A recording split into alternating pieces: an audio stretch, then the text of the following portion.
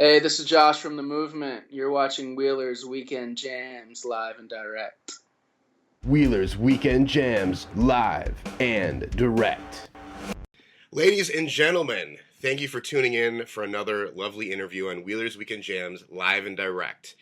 Today will be joining me Joshua Swain from The Movement, and I'm going to give you a little intro here about The Movement. Actually, you guys began back in 2004 with Josh and Jordan Miller connecting in their hometown writing songs. In 2004, they recorded their first studio album, On Your Feet, at Pat Casey's Modern Music Studios in Columbia, South Carolina. Since then, the movement has jammed across all over the U.S., melting many faces, bringing new sounds, new development behind their beats. Their second album, Set Sail, brought a better light in 2008, and now you could hear their brand new upcoming album coming out this Friday, April 8th, called Golden. Joshua, thank you so much for joining me again. Thanks for having me. Yeah, man, no problem. Now, you guys just started your Golden Hearts tour on March 19th. How's it been going so far, and how's the feedback from the fans? Good. We put out a couple singles that are doing really well. I think uh, they're kind of a departure from the stuff we've done in the past. Better production. They're a little more experimental, in my opinion. Um, it's the first time we've really worked with a producer. We had Danny Kalb come out to Virginia to do this record with us, and he brought a new level of expertise and some really cool innovative ideas that really helped us to make the music that we wanted to. So we've been able on this tour so far to play a few of those singles for the fans, and I think the energy is really kind of accumulating, and people are getting excited. I think that us as a band, we're more excited than we've ever been. So I'm really excited to do this kind of second leg of this tour. So Yeah, your guys' new single "Dance Hall" is fantastic, and I've noticed there's a lot of experimentation. I think a little bit more on this album compared to your past albums, and it's always great to see just bands evolve as time goes on, and obviously you guys are doing that, and it's working perfectly. And yeah, I was gonna ask you how you did mention you guys had working in a better studio, and just recording this album. How was the experience in the studio with it? it was great. This is really the first time that um, we basically lived at the studio for about 10 days. I think it was the first time we really um, allotted a specific period of time to just concentrating on the record. We were out in the middle of the woods in basically a farmhouse, and there's really no distractions. So we actually lived in the studio. There's a couple rooms up above, and there's really nothing to do except concentrate on music. And we had Danny. He was staying in a hotel a couple miles away, and he'd come in every morning, and we'd already be there, make some coffee, and kind of get down to business. And it really kind of, before, we'd either have to travel to the studio each day, or, I think we did side by side at Jay's house out in San Diego. And that was more of just, there are a lot of distractions, a lot of people in and out, but this is really kind of like a team effort to kind of hunker down. And we were kind of all just, we were all very sober and very, very dedicated. So Yeah, it was a different experience, and I think it shows in the music. that's great. Yeah, man. I'm always interested in bands. A lot of bands are not on labels, and they kind of just do it all on their self. And you guys just signed on to the Rootfire label. How, in your opinion, as a musician, do you what is it like being on a label? I mean, obviously you have to be comfortable and know the people that you're working with. In your opinion, uh, what do you think for being on Rootfire? How's it been so far for you guys? It's weird. I mean, I don't know if Rootfire Cooperative would even call themselves a label yet. Mm, This is, we're the first. album under the quote-unquote label. But their if you go to their mission statement kind of on their page and read the, I guess, contract, if you want to call it that, it's a pretty far, it's a pretty big departure from any other type of label contract that I've ever seen. So it's really weird. It doesn't feel like we're on a label. It just feels like we're working with friends. I don't want to get into the ins and outs of, the financial part of it and percentages and stuff like that, but it was really just kind of, we were shocked when, Seth kind of, when we kind of collectively came to this decision to go with Rootfire, at how artist friendly it was, and it's really, it's magical. We had the option to go with other labels, more, labels that have been around for a while, that have bigger names under their belt, and we decided that, this, working with Seth and working with Rootfire, they really put us in a place these past couple of years that we didn't want to work with anyone else, So it is like working with friends and family every day. It's not like we kind of have this boss we got to talk to, ask permission to do things, and so it was just clearly the right decision for us, and I wouldn't have it any other way. It just made everything really, really easy, and like I think it should be, when you're just trying to put out art. Yeah, exactly. You want to be comfortable, and you guys are. That's good. And now you got Jason Smiles on the bass, Gary Jackson on drums. You guys have some new touring members, from what I hear. Matt Goodwin on the keys and horns, and Ross Bogan on the keys. How does it feel now playing live with some new members of the band? Hold on one second. I'm gonna plug this phone in, make sure it doesn't die. Oh yeah, no problem.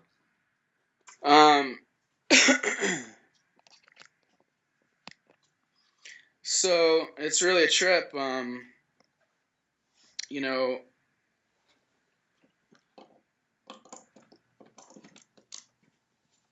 Having a keyboardist is something we knew that we always wanted and needed,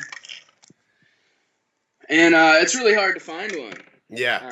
Which I didn't know that was the case until we really started looking, and it turned out that we really wanted a permanent keyboardist in the band, and what we got was like 10 different guys that could only sometimes be in the band.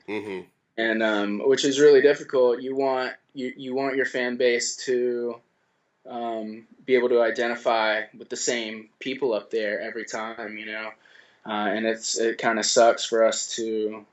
It seems like every tour we have a different dude up there, So this guy Matt, he's played with John Brown's Body. He's been on a couple of records with them. Played with Giant Panda, Gorilla Dub Squad a bunch, and he's a really well-known musician, not just keys, but everything. He plays guitar, horns, he produces, engineers, and the dude is insane. I don't know if you know Amplify. Yeah. David B. He did all the keys on that record. Oh, wow. Okay. And we were super lucky to just be able to have him come out for a couple of shows a couple years ago, and he was the guy that, I said, what can we do to have you in the band? And unfortunately, there are about 20 other bands that want him in their band too. So he plays with Easy Star All Stars. He's always on the road with those guys, going overseas and doing really well. So he's, he's wanted by a lot of people. If we could pay him $1,000 a show, maybe we could lock him down, but it's not really working out that way. So he does what he can. We had him on this last run, and he's insane. And he did all the keys and horns on Golden, okay, our new record coming out. and he's a master at what he does. So we'd love to have him on every run, but we can't. He's got a lot of other stuff to do. He's going with Easy Star All Stars on some type of world tour. I don't know exactly where they're going, but so tour starts at Cali Roots. Yep. The Carolina Sessions coming up here on Saturday. And he'll be at that show. But we also have this guy, Ross Bogan, who plays with Soul Driven Train from North Carolina.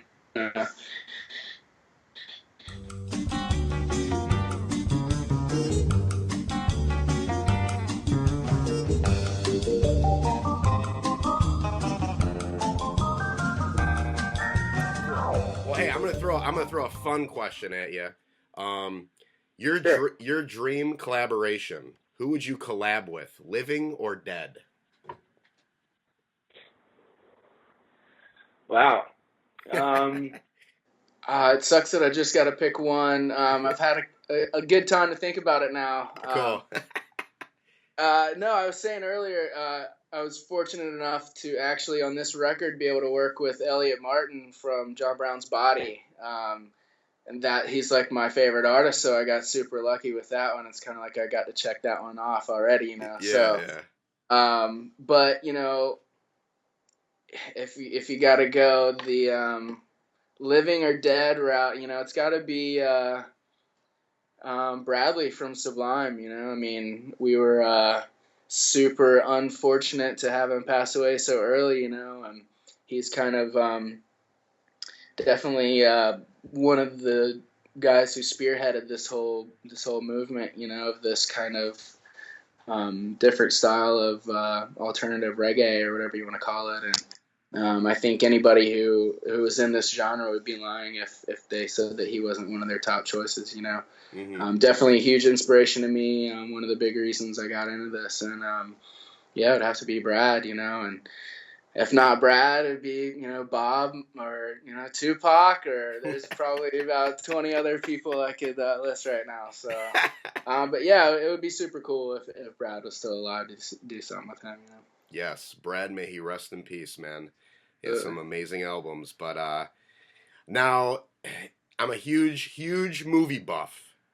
If you had to compare your band, The Movement, to a movie, what movie would it be and why?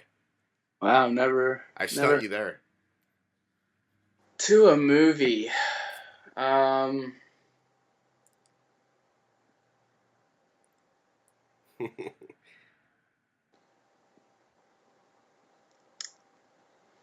Wow. I love getting the reactions from this question every time. Yeah. Maybe Groundhog Day. Oh, all right. We've been doing this for so long, and it really is like repeating the same shit every day and trying to have like a different reaction and like, change your view on the same thing. You know what I mean? Because exactly. we tour the country. We do the same songs. It's the same clubs, the same fans. Well, sometimes. But you really, in order to like really make it in this business, you have to change your reaction and your vibe and your energy towards the way that you see the same stuff. I mean, if you have to play the same song every single night, you better really adjust your way of thinking to it, or else you'll really get bogged down. And yeah, yeah, I think I nailed that question. Groundhog Day. Yeah, that's a classic, man. I love Bill Murray, man. And now the Movement is off the next couple of days until April 9th, and like you were saying, you guys are playing at the Carolina Sessions in Myrtle Beach, South Carolina, this week with 311, Soja, Pacifier, and a lot more. And you're touring all the way until May 7th, and you guys have more dates into June, July, and September. Yeah, man, if there's anything you want to say out there to the fans and where to find you guys on the internet, go right ahead, man. Well, our website is themovementvibe.com. We're on Facebook, Twitter, Instagram. What was the question? Anything you want to say to the fans out there? Well, I mean, we're going to be all over the country this year. This new record really, I think, is a defining moment in our career. I kind of look at it as our first real release.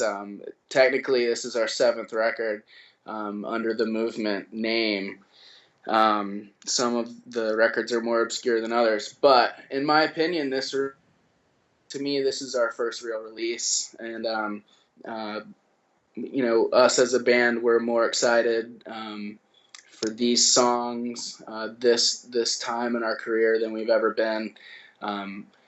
The live shows are going to be better. This album is a lot better fundamentally, and I don't think I got a question the other day. What is something that the fans might not know that you'd like them to know? And it's just that we're probably more excited than any of the fans are, So we're super stoked about the record and really excited for this year and these upcoming tours.